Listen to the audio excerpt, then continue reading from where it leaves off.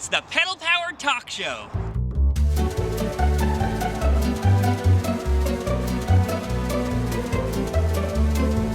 Sponsored by Keen Footwear, with help from Steven Smith Teamaker and Nutcase Helmets.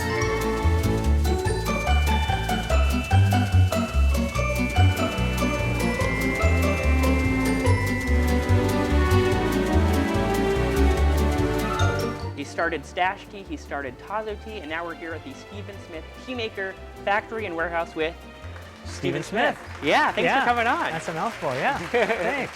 Nice to have you here. We've got it right here, the tea, and a lot more of it behind us. So in 2006, you left Tazo, and did you think you were retiring at that point, or? Well, I knew there was something else in the works, but I didn't think it was tea. Yeah. You know, I was thinking soda. I was thinking regional fruit sodas, if anything. I was done with tea. I figured I'd done everything I could do. And then you got restless?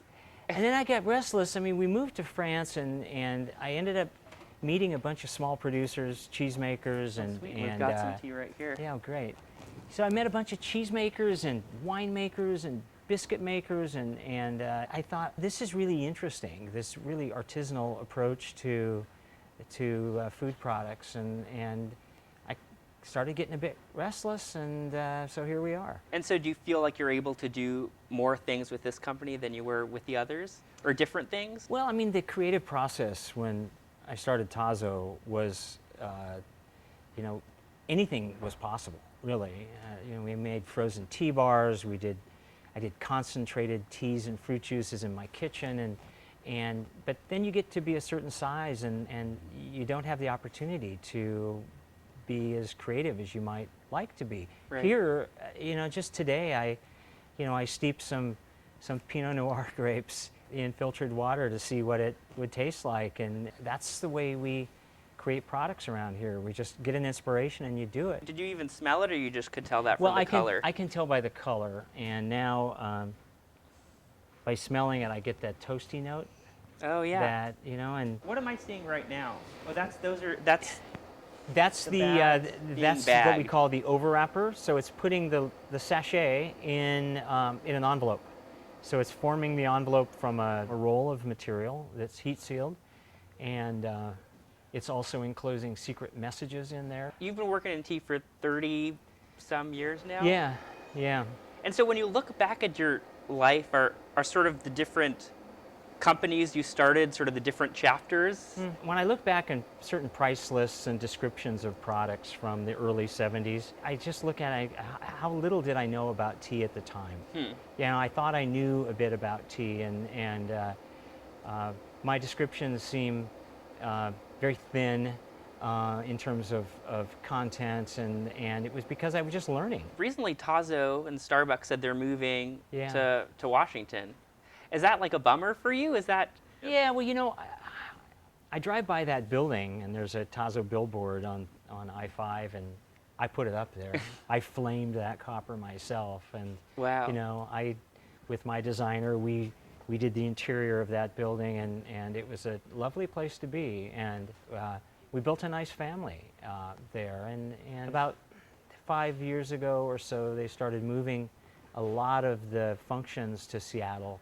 They moved sales, and they moved marketing. All of that went to Seattle, and Portland turned into just a manufacturing point. And that, you know, that was a sad point. And so I understand why Starbucks would want to move it. You know, it makes sense if it's just a manufacturing point. Right. But kind of the heart and soul is gone there, and I don't like that.